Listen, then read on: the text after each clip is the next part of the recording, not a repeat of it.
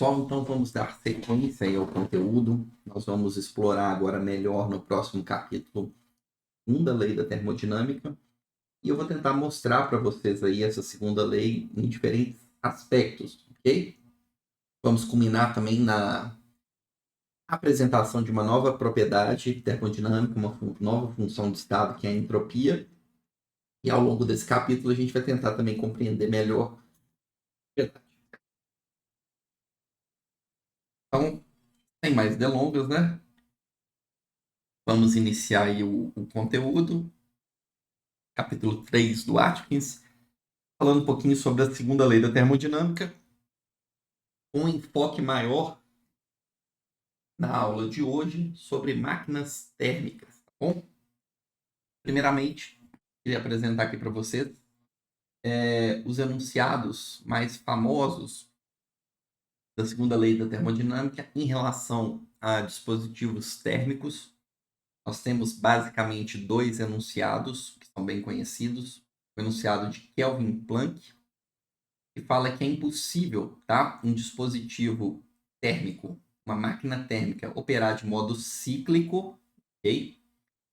Sendo que os únicos efeitos observáveis são a retirada de calor de uma fonte quente e a integral conversão desse calor em energia útil, ou seja, na forma de trabalho, sem que haja nenhum escoamento, uma perda de energia, de parte dessa energia absorvida para a vizinhança, para uma fonte fria.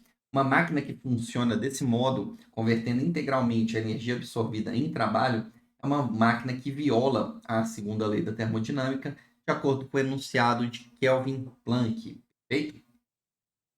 Esse aqui talvez seja um enunciado que vocês talvez já tenham ouvido falar.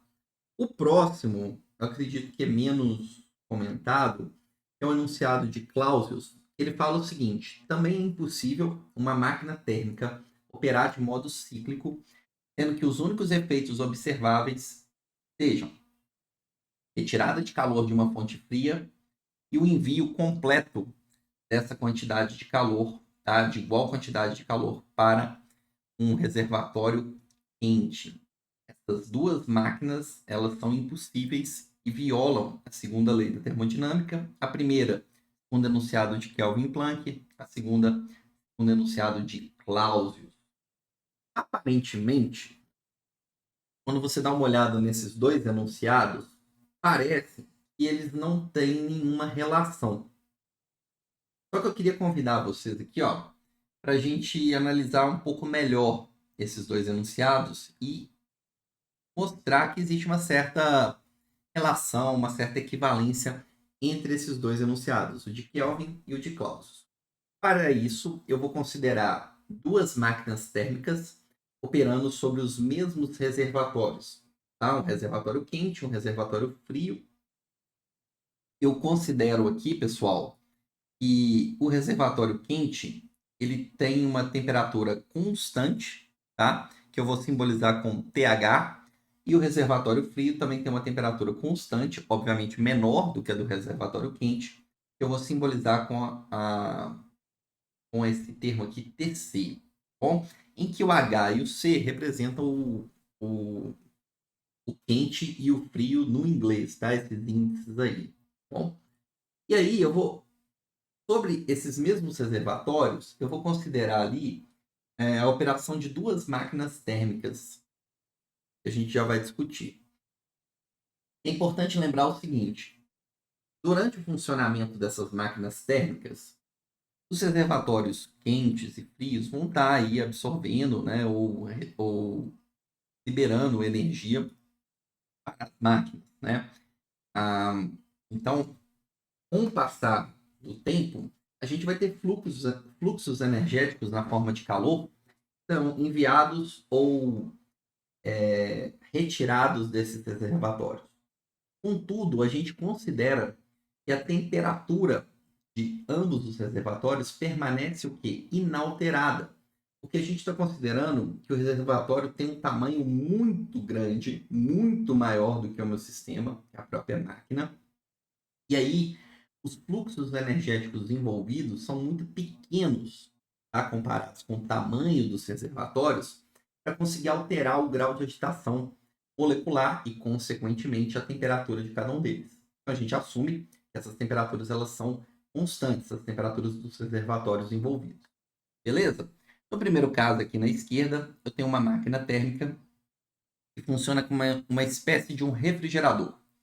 Ela está retirando energia do reservatório frio. Para isso acontecer, ela precisa de trabalho ser injetado nessa máquina, como se fosse um refrigerador, né? Para ele funcionar. Você tem que estar com ele ligado na tomada, não é verdade? Aquela energia elétrica é que vai fazer com que o processo no interior do refrigerador ocorra, dele retirar o calor ali de dentro e mandar para fora. Então, o que a gente tem aqui é um dispositivo térmico operando, retirando 100 joules do reservatório frio, a partir da injeção de 50 joules na forma de trabalho. E aí, pela conservação de energia, essa quantidade que entrou é a quantidade que está saindo aqui. 150 joules estão sendo enviados para a fonte quente. Beleza? E ao lado, vamos imaginar que nós temos uma outra máquina que vai extrair exatamente a energia necessária para fazer essa máquina aqui, essa primeira máquina, funcionar. Então, a segunda máquina, ela retira 50 joules da fonte quente e produz 50 joules na forma de trabalho, e é exatamente essa quantidade de energia que é necessária para manter a máquina 1 funcionando.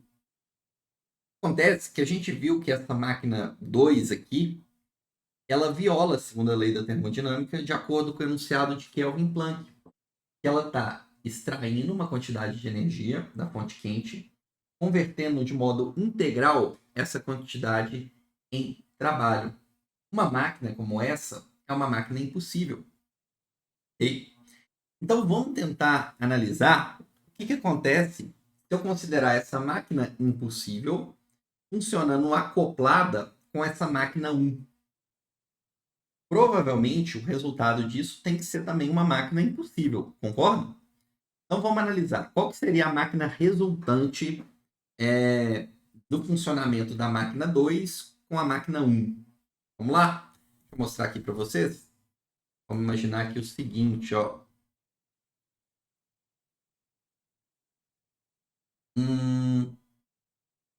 Vamos lá. Beleza. Vamos considerar aqui um reservatório com temperatura TH. Eu tenho um outro reservatório aqui com temperatura inferior, TC. E eu vou considerar aqui a minha máquina resultante. O que é essa máquina resultante? É a máquina resultante da operação conjunta da máquina 1 com a máquina 2. Quais são essas máquinas, Bruno? São essas aqui, ó. Beleza?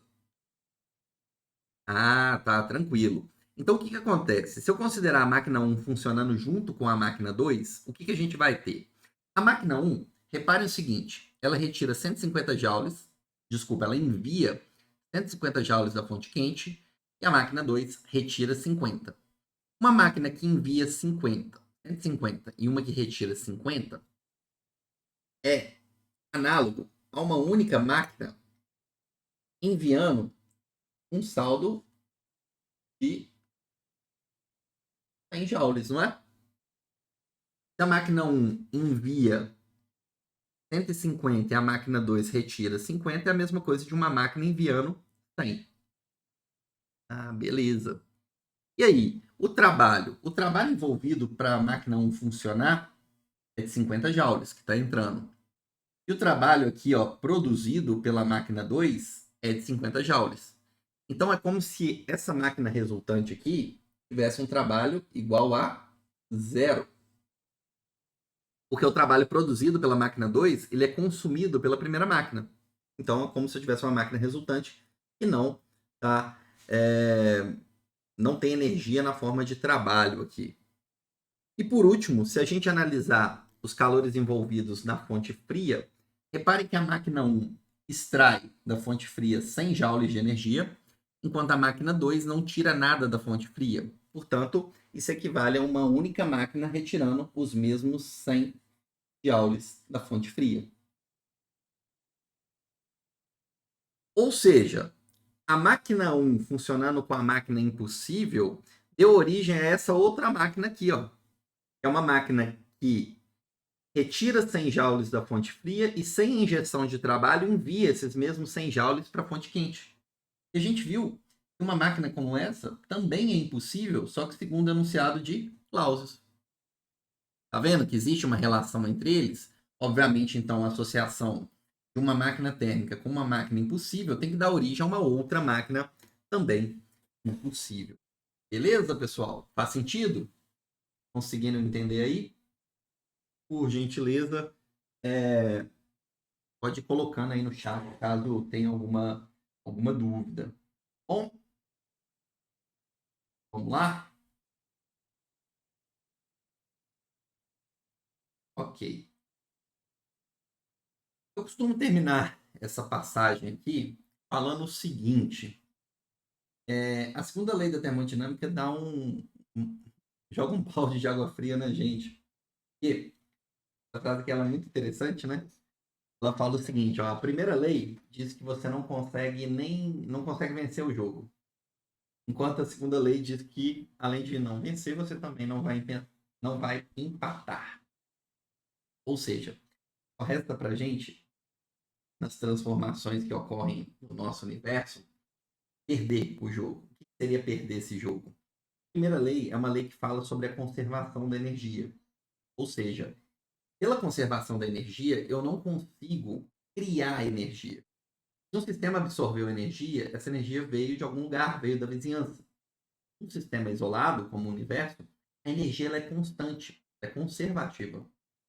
Então já aí a primeira seria muito legal se a gente pudesse, por exemplo, criar energia do nada, e infelizmente isso não é possível. E a segunda lei fala o seguinte: de toda a energia que você tem disponível, você não consegue ainda aproveitar de modo integral essa energia. Um pouco dela sempre será perdida, sempre vai ser dissipada de acordo com o que a gente viu aí nos enunciados da segunda lei.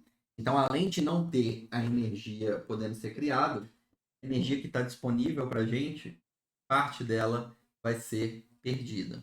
Beleza? Então, vamos lá.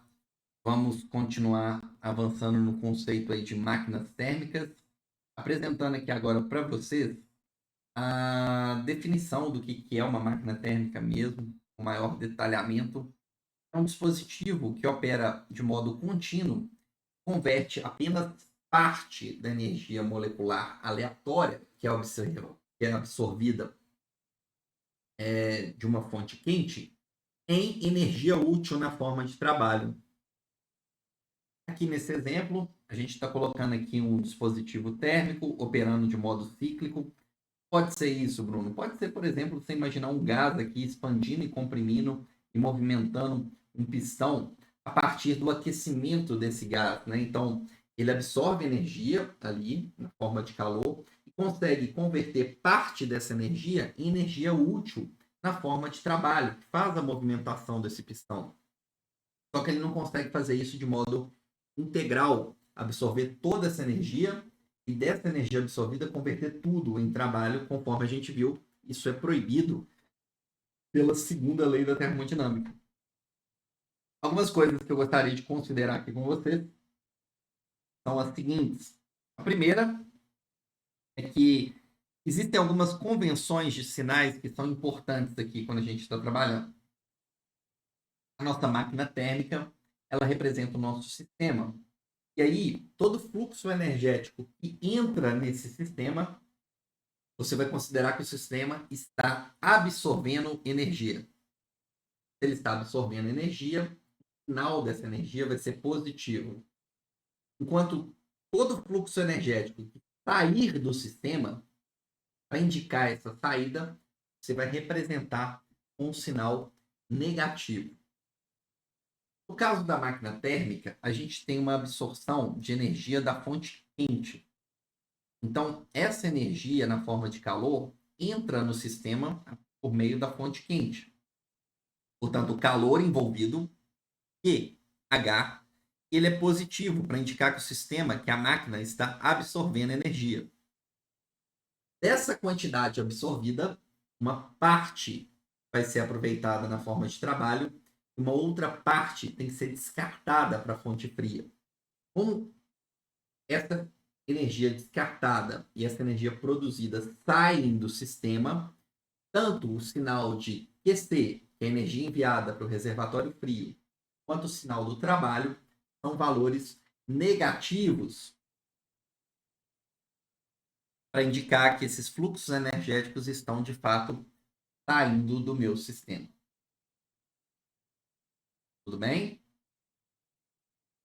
E aí, pessoal, como que eu calcularia a eficiência de uma máquina térmica? Que a gente representa aqui com a letra eta. Parece esse N, assim, com uma perna um pouco mais espichada. A letra grega vai representar para a gente a eficiência de uma máquina. Como que eu posso calcular a eficiência de uma máquina? Ela vai ser o mais eficiente possível quanto maior for a conversibilidade, quanto mais de toda a energia que chega para ela, quanto maior a quantidade ela conseguir converter para realizar trabalho, maior é a eficiência dessa máquina. Então, para calcular a eficiência, eu vou dividir trabalho feito, okay, produzido ali, pelo tanto de energia disponibilizada pela máquina. Então, a eficiência de uma máquina térmica vai ser igual ao trabalho dividido pelo calor absorvido pela fonte quente. De todo o calor absorvido pela fonte quente, quanto que ela conseguiu converter na forma de trabalho? Quanto maior for essa conversão, maior vai ser a eficiência da máquina. Aí você pode estar perguntando o seguinte: Bruno, por que tem aquele sinal de menos ali? É porque é o seguinte, pessoal. O trabalho a gente não falou que é negativo? Então, esse sinal de menos que está aqui é simplesmente para trocar o sinal do trabalho. Afinal de contas, não faz sentido você falar que uma máquina tem uma eficiência, sei lá, de menos 40%. Então, só para a gente remover aquele sinal negativo, a gente coloca menos o trabalho. Ou, se você preferir, pode simplesmente considerar o valor do trabalho em módulo. Ao invés de colocar menos o trabalho, você trabalha com ele em módulo. Tudo bem?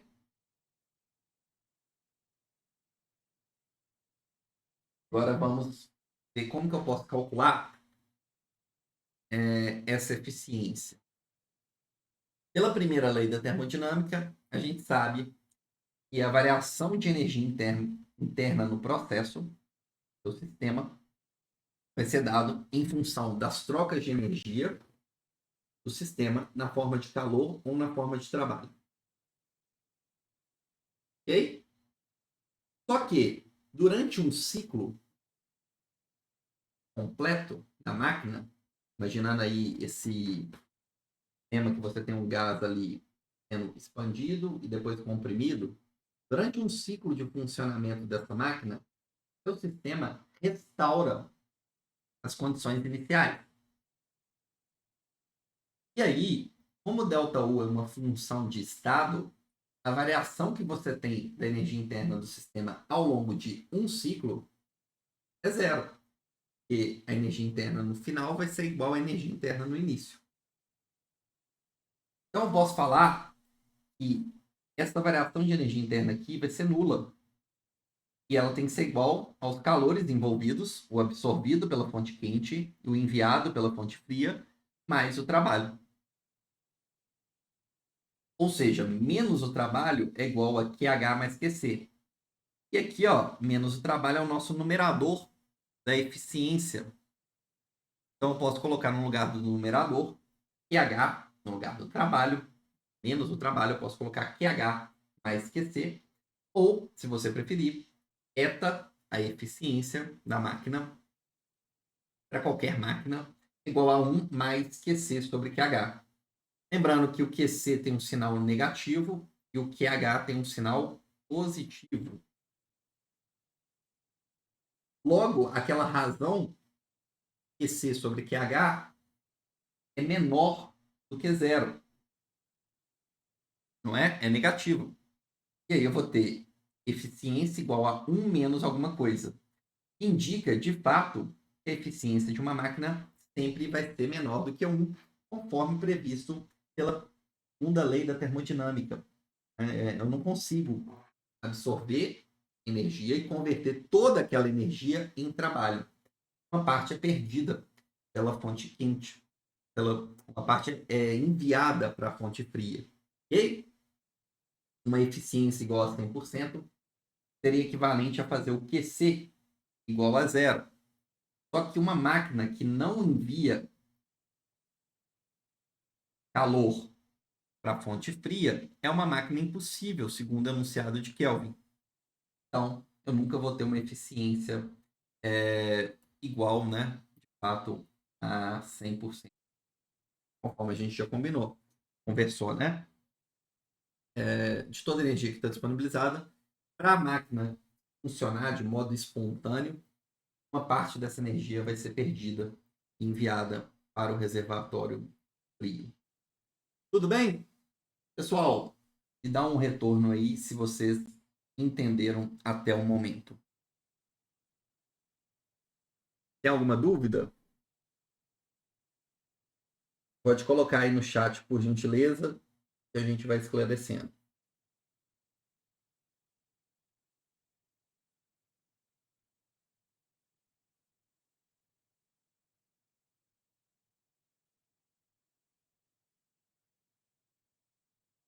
Tudo certo, né?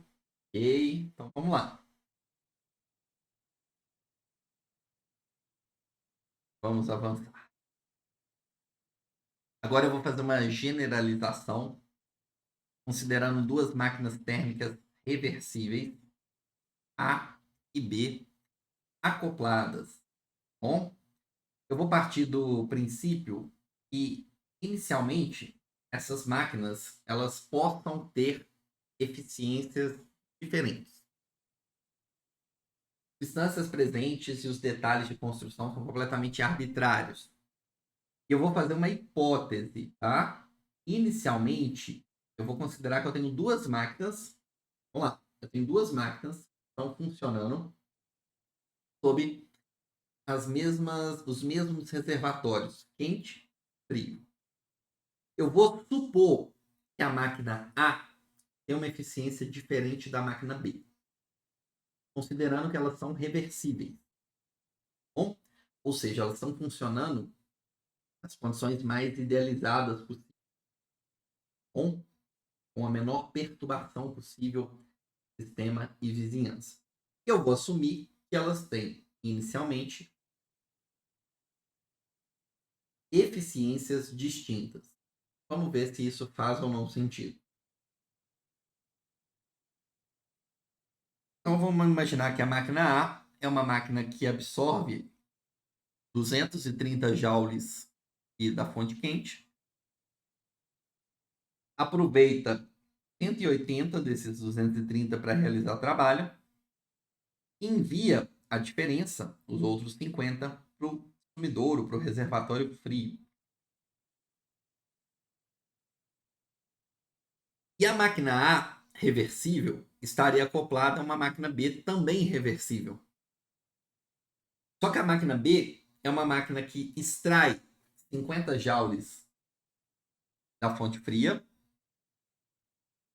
e envia 200 joules para a fonte quente, é um refrigerador, máquina B.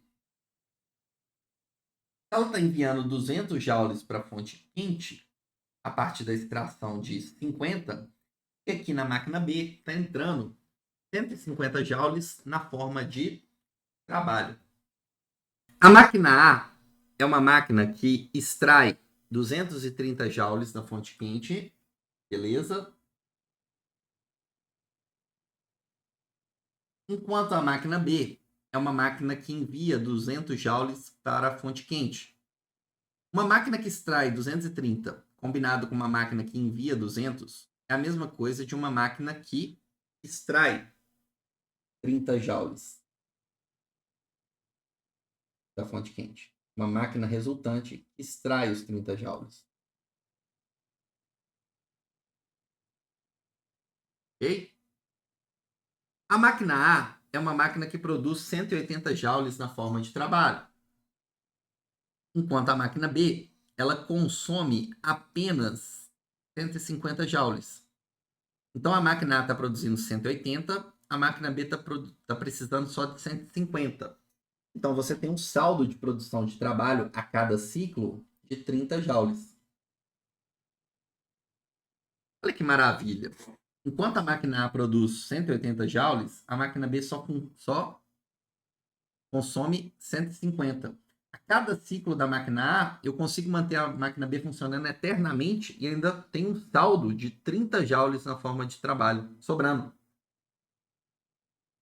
Parece ser bom demais para ser verdade, não é? E é. Sabe por quê? Porque a máquina A está enviando sumidouro frio para a fonte fria 50 joules na forma de energia, enquanto a máquina B está retirando esses 50 joules.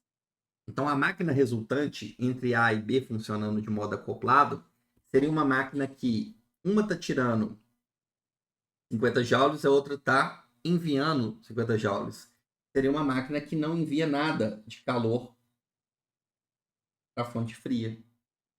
E a gente sabe que uma máquina como essa aqui é uma máquina impossível, porque ela teria uma eficiência de 100%. Então, essa máquina resultante aqui do lado é uma máquina impossível, ela confronta com o enunciado da segunda lei da termodinâmica. Portanto, a minha premissa inicial em que as máquinas A e B teriam eficiências distintas, sendo reversíveis e operando entre as mesmas fontes quentes e frias, entre as mesmas fontes térmicas, ela é uma premissa, uma hipótese falsa. Necessariamente, se eu tiver duas máquinas reversíveis e elas operarem entre as mesmas temperaturas de fonte térmica, elas necessariamente não podem ter diferença de eficiência. Porque o caso da máquina reversível é o caso mais idealizado possível. Então, se eu tenho duas máquinas que funcionam nas mesmas, entre as mesmas diferenças de temperatura de fonte quente e fonte fria, e ambas funcionam da melhor maneira possível, do modo mais idealizado possível, necessariamente elas têm que ter a eficiência máxima. Sendo que qualquer outra máquina que não é reversível vai ter que apresentar uma eficiência inferior a dessas máquinas térmicas. Agora eu vou apresentar para vocês um ciclo, talvez o mais famoso ciclo termodinâmico, conhecido como ciclo de Carnot. É um ciclo que envolve aí algumas transformações, mais precisamente 4 transformações, tá bom? 2 expansões reversíveis, uma isotérmica e outra adiabática, seguida por 2 compressões também reversíveis. Primeira isotérmica, por último adiabática. Retornando ao sistema, ao situação inicial e encerrando um ciclo de funcionamento de uma máquina como essa.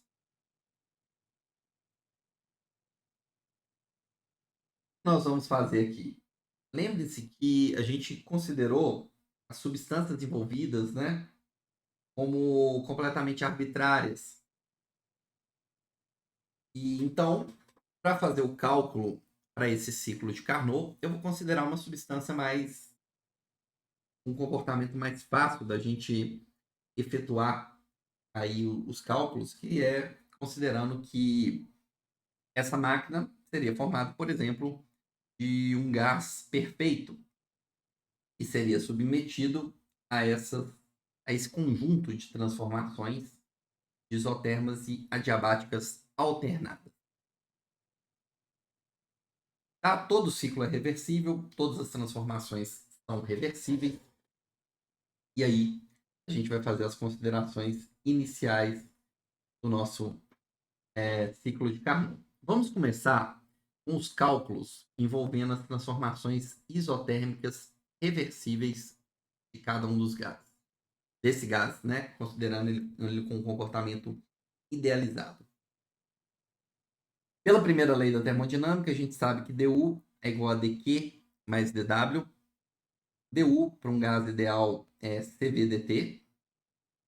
dQ mais dW, a gente sabe que pela definição geral, é menos a pressão externa vezes a variação de volume dV. Como é isotérmico, as transformações isotérmicas, dt vale zero. E aí, como é reversível, eu posso aproximar a pressão externa a cada estágio da pressão do gás. E um gás ideal tem a pressão podendo ser calculada pela expressão nRT sobre V. Portanto, dQ é igual a nRT sobre V, dV. Se eu fizer a integração, eu vou obter nRT sendo constantes, podendo sair da integral. Integral de 1 sobre V é o ln da condição final menos o ln da condição inicial. O que vai mudar aí é que na expansão eu estou trabalhando de um volume V1 para um volume V2, então fica ln de V2 sobre V1. Na compressão eu saio desse volume V3 e vou para um volume V4. Então vai ficar nRT ln de V4 sobre V3. Lembrando que aqui eu estou trabalhando com a isoterma relacionada à maior temperatura, então é o reservatório quente, é o tanto de energia que é absorvido pela máquina, enquanto que na compressão é o tanto de energia que é enviado na forma de calor para o reservatório frio. Então, na primeira situação, eu uso TH, na segunda situação, eu uso TC. A expansão isotérmica reversível, temperatura da fonte quente. Na compressão isotérmica reversível, temperatura da fonte fria. Com isso, eu obtive duas expressões que permitem calcular calor absorvido e o calor liberado pela minha máquina térmica e na expansão e na compressão desse gás ideal de modo isotérmico e reversível. Porém, ainda falta analisar as transformações adiabáticas. Pelas transformações adiabáticas, essa etapa 2 e essa etapa 4, eu posso falar o seguinte: du é igual a dq mais dw, primeira lei da termodinâmica, sempre válida, sendo que du para um gás ideal é CVDT. Numa transformação adiabática, eu não tenho calor sendo liberado nem absorvido pelo meu sistema. Então ele vale zero. E, como é um processo reversível, a pressão aqui, o trabalho, na verdade, é menos a pressão externa, vezes a variação do volume. Só que a pressão externa, cada estágio de expansão, é aproximadamente a pressão do gás, menos PdV. Como o gás é ideal, a gente pode considerar aqui, né, que é nRT sobre V. E aí o que eu fiz é colocar o T junto com um membro da igualdade que contém o T, fiz uma separação de variáveis, e resolvendo essas duas integrais, uma eu vou ter a integral relacionada com a temperatura, né, 1 sobre T, e a outra uma integral relacionada com o volume. Lembrando que essas constantes aqui, ó, NR sobre CV, a gente já viu em aulas anteriores, tá, gente? Quando a gente fez essa transformação adiabática detalhada aí para vocês, passo a passo. NR sobre CV é igual a gama menos 1. Lembrando que o gama é a razão entre as capacidades caloríficas, a pressão constante e a volume constante. E aí, a partir da resolução dessa expressão aqui, a gente obtém, né, as relações entre a temperatura das fontes quentes e os volumes iniciais e finais para as etapas de expansão adiabática saindo do volume V2 e indo para o volume V3, e etapa de compressão adiabática, saindo do volume V4 e indo para o volume V1. Sendo que essa etapa aqui, ó, a gente já detalhou de modo bem minucioso em aulas anteriores, tá? De como que a gente sai daqui, chega nessas relações de volume. Lembrando que só é válido, obviamente, se forem transformações adiabáticas reversíveis, gás ideal, como são as do ciclo de Carnot. Agora vamos associar essas expressões.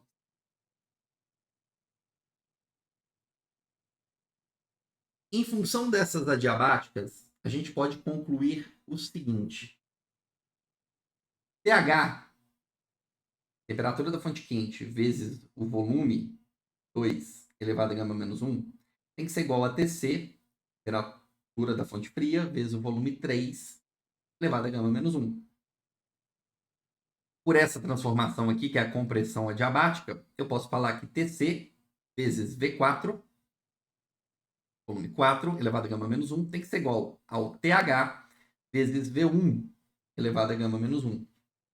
Então, repare que eu tenho duas expressões e nas duas eu tenho uma relação da razão Tc sobre TH. Pela primeira expressão, Tc sobre TH tem que ser igual a V2 sobre V3. Não é verdade? V2 sobre V3 elevado a gama menos 1. Só que pela segunda expressão, Tc sobre TH tem que ser exatamente igual também a V1 sobre V4 elevado a gama menos 1.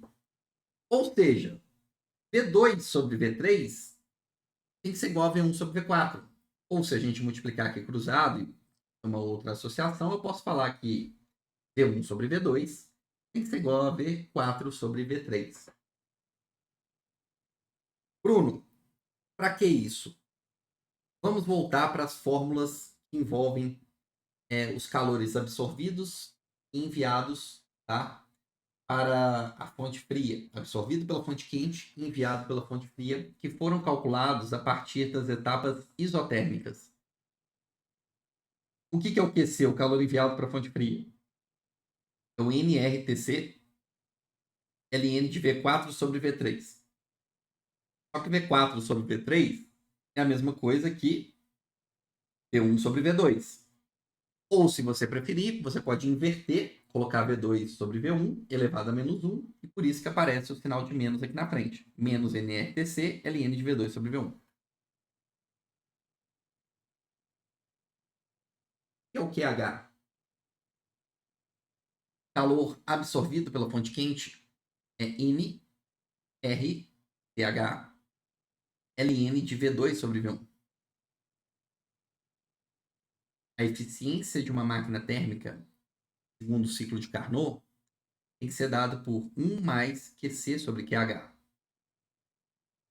QC é menos NRTC ln de V2 sobre V1. QH é NRTH ln de V2 sobre V1. E aí, reparem que a gente tem alguma simplificação aqui importante, que a eficiência de uma máquina térmica reversível, segundo o ciclo de Carnot, é igual a 1 menos QC sobre TH. Se eu souber a temperatura das fontes, okay, quente e fria, a razão das temperaturas da fonte fria pela fonte quente, se eu considerar isso, eu consigo calcular a eficiência dessa máquina térmica segundo o ciclo de Carnot.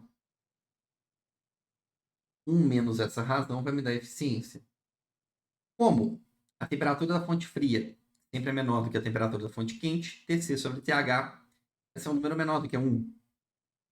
Não é? Está entre 0 e 1.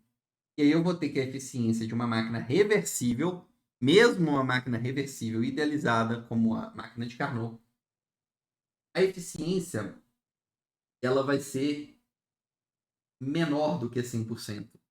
Eu vou ter 1 menos alguma coisa. Ok? E aí, reparem que, de fato, né, a eficiência máxima que eu vou poder obter, ela vai ser menor do que 100%, mesmo uma máquina idealizada, operando em condições extremamente favoráveis, ela ocorre espontaneamente com uma eficiência menor do que de 100%.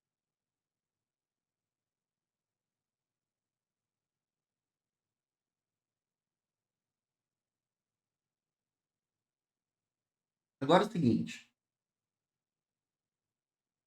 a gente viu que para qualquer máquina, mesmo não sendo reversível, eu posso usar essa expressão aqui. 1 mais QC sobre QH. E para um caso de uma máquina reversível segundo o ciclo de Carnot, eu posso calcular a eficiência por essa outra relação aqui. 1 menos TC sobre TH. Tudo bem? Só que aí é o seguinte, se essa primeira fórmula vale para qualquer máquina, ela tem que valer, inclusive, para a máquina de Carnot, que é uma máquina reversível. Então, para o ciclo de Carnot, tanto faz se eu calculo a eficiência pela primeira ou pela segunda fórmula. A eficiência tem que ser a mesma. A primeira fórmula vale máquina, a segunda vale só para a máquina de Carnot, pelo que a gente viu. Então, se eu calcular a eficiência da máquina de Carnot, eu posso usar qualquer uma das fórmulas. Ou seja, para uma máquina de Carnot, eu posso falar o seguinte, ó. Acompanha aqui comigo.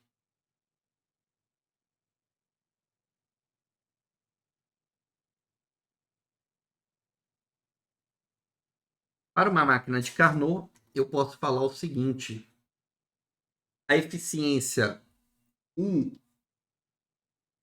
mais QC sobre QH tem que ser igual a 1 menos TC sobre TH.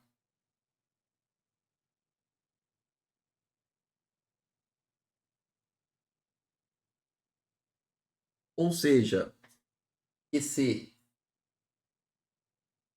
sobre QH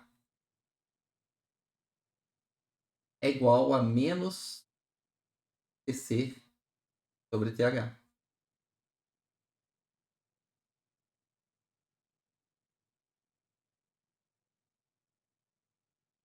Se eu multiplicar aqui cruzado, colocando em um dos membros apenas os termos que contêm fonte quente, em outros termos que contêm fonte fria, o que eu vou obter? Eu vou obter o seguinte, ó. QC sobre TC tem que ser igual a menos pH sobre pH. Não é verdade? Em outras palavras, eu posso fazer aqui, manipulando essa expressão, eu posso falar que QC sobre TC, aqui está com menos, né? Então, se for para o outro lado, vai ficar QH sobre TH. A soma disso aqui tem que ser igual a zero durante o ciclo de funcionamento da máquina. Olha que interessante.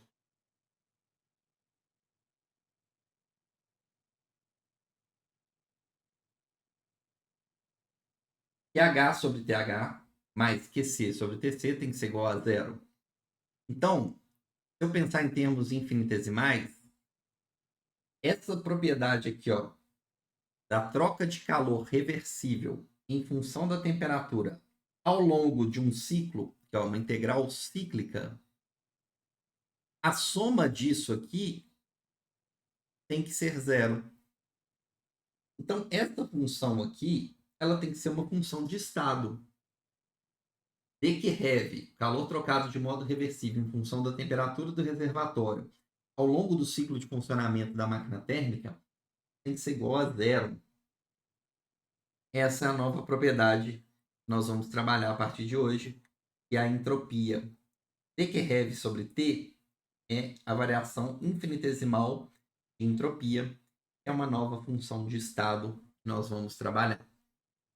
Pessoal, não se preocupem muito ainda em entender o conceito de entropia. É um conceito relativamente difícil de ser entendido. E vocês vão assimilar à medida que a gente for avançando no capítulo. Hoje, eu estou muito satisfeito se vocês entenderem aí a definição matemática de onde surge esse conceito de entropia, tá? Ele vai estar relacionado com o calor trocado de modo reversível em função dividido pela temperatura, tá? Ali, reservatório em questão, que está tendo essa troca de calor. Esse calor trocado em função da temperatura ali do processo, sendo de modo reversível, vai me dar a variação de entropia do meu processo. Bom, mais para frente, vocês vão entender ainda outros significados para esclarecer mais essa nova propriedade termodinâmica. Agora, uma coisa que você pode estar me perguntando é o seguinte, Bruno, essa fórmula aqui, ó, ela vale para qualquer situação ou só para a máquina de Carnot? Como assim? Se eu tivesse uma outra máquina reversível, eu poderia calcular a eficiência da máquina utilizando essa relação? Ou não?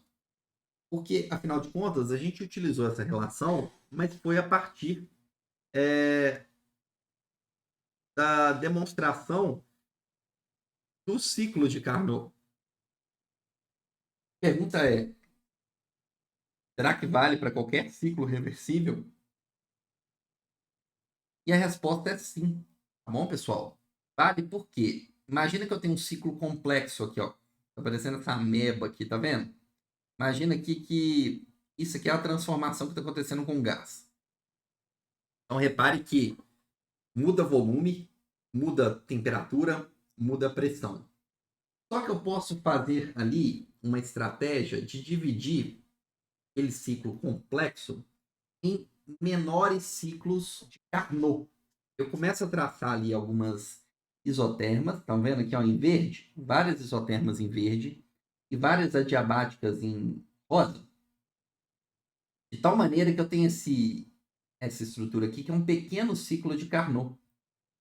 Estão vendo? E aí, olha só, a expansão, por exemplo, adiabática do ciclo da esquerda, ela cancela, ela é exatamente igual à compressão adiabática do ciclo da direita.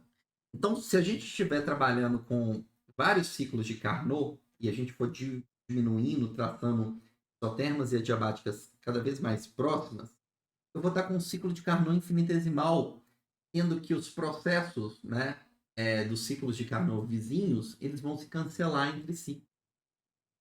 Ao final, o que eu vou ter? No limite, né, como os ciclos de Carnot internos eles simplificam, né, por causa desse motivo que eu falei para vocês, os únicos segmentos que não vão cancelar é o segmento aqui do perímetro do próprio ciclo. Então, essa troca de calor reversível em função da temperatura da parte interna, você não precisaria se preocupar, trabalharia somente com esse calor reversível trocado e perímetro do seu ciclo. Você está usando um ciclo reversível e utilizando o ciclo de Carnot, a aproximação desse ciclo reversível, de pequenos ciclos de Carnot somados, para calcular a eficiência aí de uma máquina. Então, de fato, qualquer ciclo, desde que seja reversível, pode ser aproximado de infinitos ciclos de Carnot somados e, portanto, a gente sempre pode utilizar para máquinas térmicas reversíveis essa expressão aqui. Sabendo as temperaturas da fonte quente e da fonte fria, eu consigo calcular a eficiência da máquina.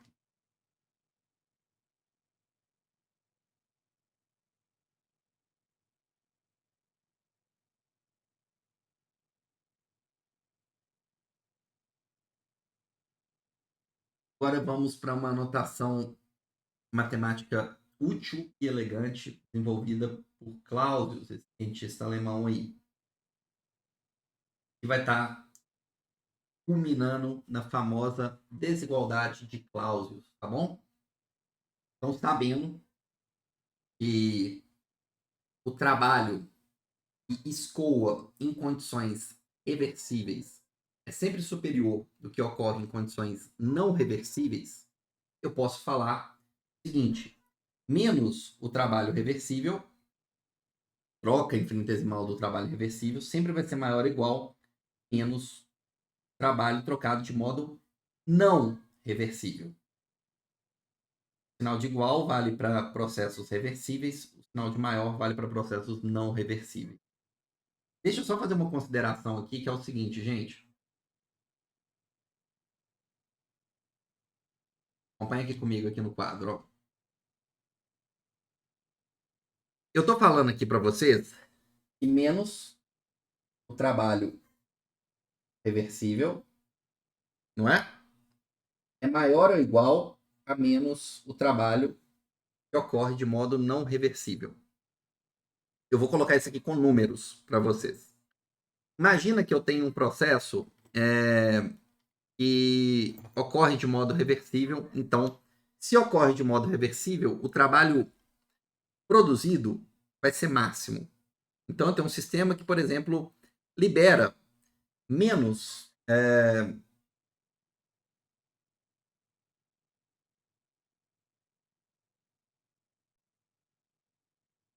menos 100 joules na forma de trabalho. E a mesma transformação acontecendo de modo não reversível tem que levar à produção de um trabalho menor. Afinal de contas, o trabalho reversível é o trabalho máximo.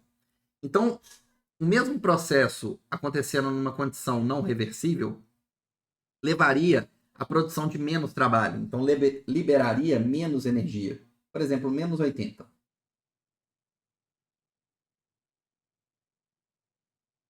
Aqui eu libero 100 joules na forma de trabalho, ocorre de modo reversível. Aqui eu libero 80 na forma de trabalho, ocorre de modo não reversível. Acontece que eu não posso falar isso aqui, ó. Menos 100 não é maior ou igual a menos 80. Menos 100 é menor do que menos 80. Então, para esse sinal de maior ou igual ser válido, o que eu tenho que fazer? Eu tenho que, ao invés de trabalhar com os trabalhos, eu tenho que trabalhar com o negativo deles. E aí fica menos 100, 100 é maior ou igual a menos 80, 80. Aí faz sentido. Ou, se você preferir, trabalha com os módulos. Tá bom? Então, por isso que tem esse sinal aí de igual. Esse sinal, desculpa, esse sinal de menos aqui nos dois termos no início. Para trocar os sinais e a inequação ser válida, do jeito que ela está escrita. Então vamos lá.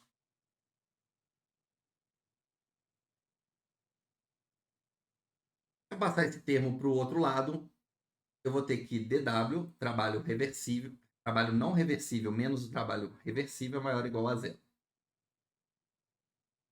E a gente sabe, pela primeira lei, du é igual a dq mais dw.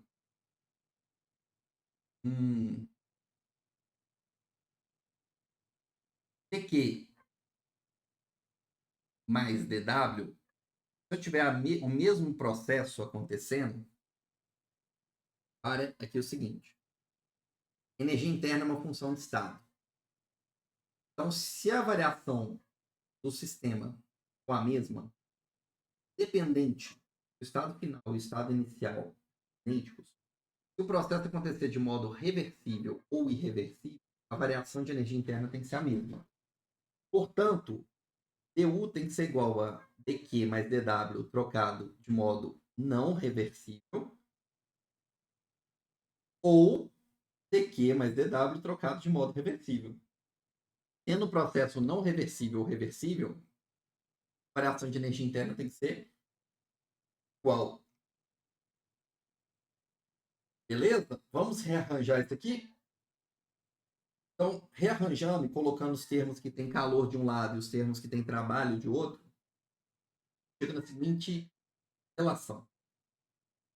dqrev menos dq é igual a dw menos dwrev. Só que olha só, dw menos dwrev é maior ou igual a zero. Então, no lugar desse termo aqui da direita, eu posso falar que o calor trocado de modo reversível menos o calor trocado de modo não reversível é maior ou igual a zero. Vou manipular essa expressão e dividir tudo por t. Dividir o lado esquerdo e o lado direito. Eu posso falar que dq trocado de modo reversível em função da temperatura é maior ou igual a dq trocado de modo não reversível em função da temperatura. dq sobre t, a gente viu que isso aqui é o ds, a variação de entropia. Então, a variação de entropia sempre vai ser maior ou igual a dq sobre t. Em um sistema isolado, que não existe troca de energia na forma de calor, eu posso afirmar que a variação de entropia desse sistema isolado vai ser maior ou igual a zero. Maior para processos não reversíveis, igual para processos reversíveis. Então, independente das transformações que vão acontecendo em sistemas isolados, como no universo, tá? Qualquer transformação acontecendo no sistema isolado leva sempre a um aumento da entropia do sistema. Então, as transformações vão acontecendo de modo espontâneo, até que essa entropia, essa variação de entropia, tenda para um valor máximo. Beleza?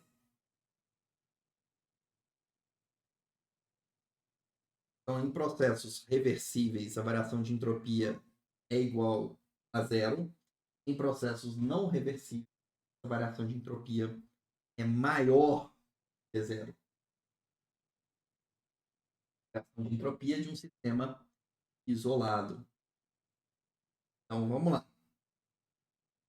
Como que o sistema pode trocar energia na forma de calor com o universo?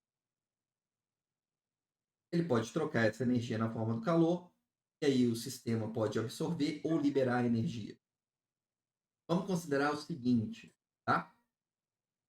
A variação da entropia do universo ela é igual à variação da entropia do sistema mais a variação de entropia que aconteceu na vizinhança.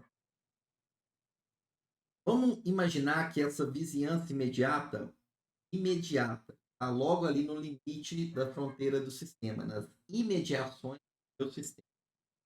Vamos fazer uma fronteira de vizinhança imediata de tal maneira que todo o calor trocado pelo sistema e pela vizinhança seja contido ali dentro dessa vizinhança imediata.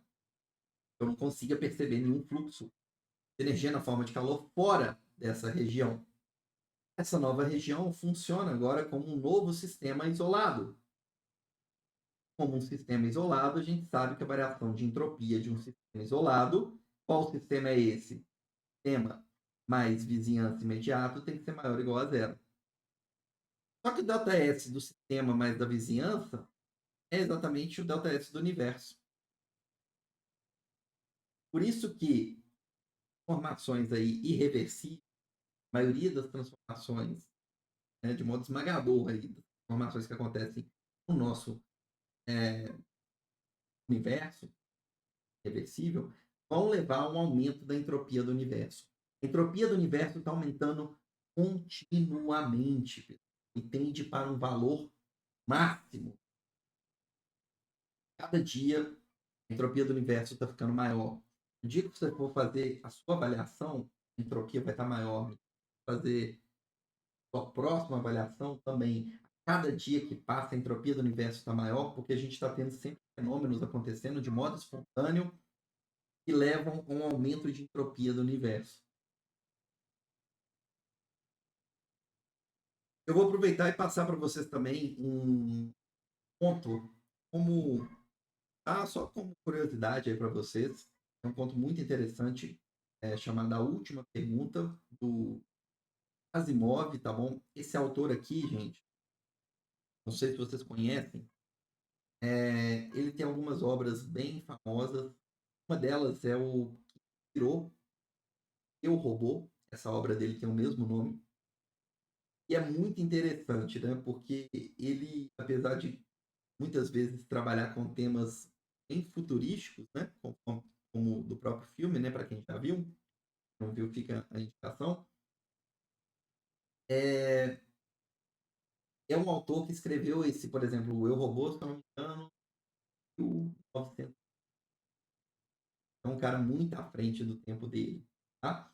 Esse conto da última pergunta fala um pouco sobre essa questão da entropia do universo sempre estar aumentando. E nunca eu consegui reverter esse processo. Então é bem interessante, eu vou colocar para vocês esse conto como um material complementar, tá? Sem tempo e preferir estudar esse conto no YouTube também, a última pergunta, da Asimov, que você vai conseguir também ouvir esse conto, e aí ele é bem interessante. Pode ficar tranquilo, tá? É lúdico, trabalha a questão de entropia, mas sem toda essa formulação, né? Todo esse rigor matemático, tá? Fica como questão aí para vocês. E aqui eu queria mostrar para vocês também um outro conceito que é importante, que é o seguinte. Vamos lá. Respira. Esse aqui.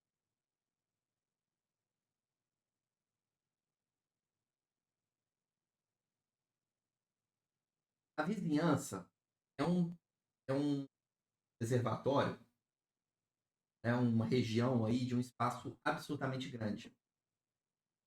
Então, qualquer processo, mesmo que irreversível, tudo bem?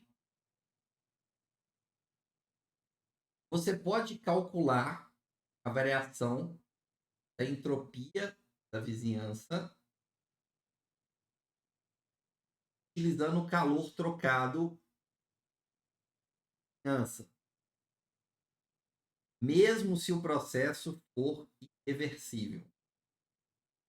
Vamos lá. Pode que seja um pouco complexo essa abordagem.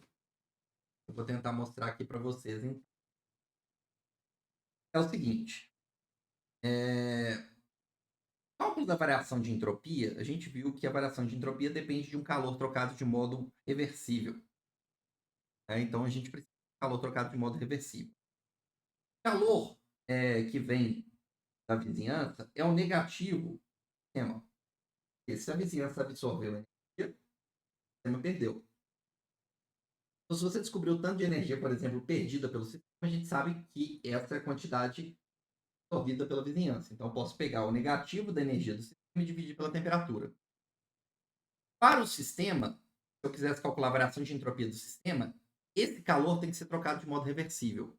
Para a vizinhança, tanto faz se é reversível ou não. Por quê? Porque a vizinhança é muito maior do que o sistema. Então, independente do calor absorvido ou valor que entra ou sai da vizinhança, mesmo sendo ou não sendo reversível, é tão pequeno perto da dimensão da vizinhança, que ele não consegue perturbar a vizinhança. E aí ele vai ser considerado praticamente uma alteração infinitesimal que você pode utilizar para calcular a variação de entropia da vizinhança, não do sistema. Talvez esteja um pouco confuso isso aí para vocês. Então, deixa eu passar aqui uma informação para tentar facilitar. Vou fazer uma analogia aqui, tá bom? Esse camarada aqui é a caricatura do Warren Buffett.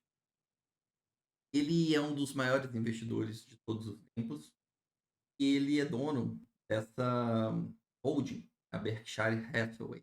Ok? Uma holding, em poucas palavras, gerado empresas. Ela tem participação em diferentes empresas. Por exemplo, a Berkshire ela tem ação na Coca-Cola, na Apple, Wells Fargo, Banco Americano. E aí, o aglomerado de empresas aí é que dá o que a gente chama de holding. Tá? De modo bem simplificado seria. Mas o que eu quero passar para vocês é o seguinte: o camarada, aí, próximo mediações ali de 2020, ele tinha aí um patrimônio aproximado de 70 bilhões de dólares. Bom, e aí agora vamos imaginar um americano aí que tem um patrimônio de 5 mil dólares. E por uma infelicidade ele faz uma transferência focada, bancária, deposita 100 dólares na conta do Warren Buffett. Coitado, né? Tava precisando. Galera, olha só. Quando esse americano O patrimônio dele foi para 4.900, enquanto o do Warren Buffett aumenta em $100. Em termos percentuais, quanto caiu o patrimônio em 2%, esse cidadão aqui, classe média, para ele aumentou 10 a menos 7%.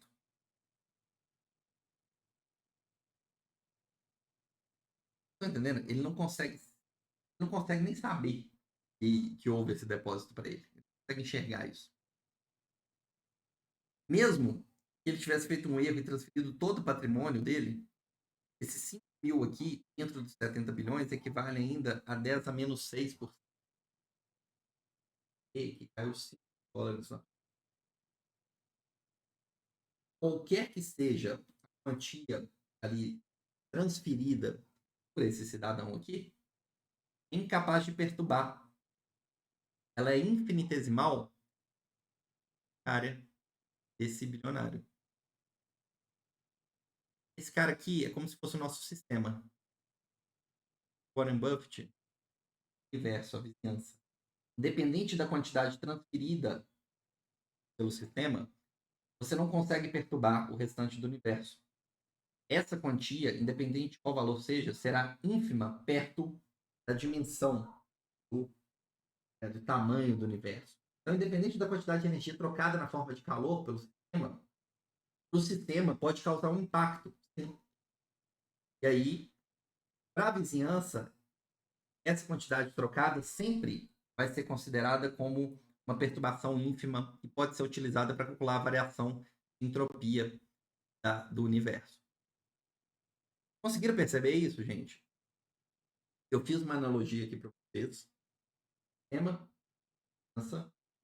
e essa transferência financeira aí representa a quantidade de calor trocada. Eu estou querendo dizer que a quantidade de calor trocada é uma só. Né? Só que em relação ao universo, faz muita diferença. Em relação faz. Então, para calcular a variação de entropia do sistema, eu só posso considerar essa troca aqui reversível. Mas para a vizinhança, independente de ser ou não, ela vai ser considerada uma transformação infinitesimal e pode ser usada para calcular a variação da entropia da vizinhança. Claro isso, pessoal? Dá um retorno aí.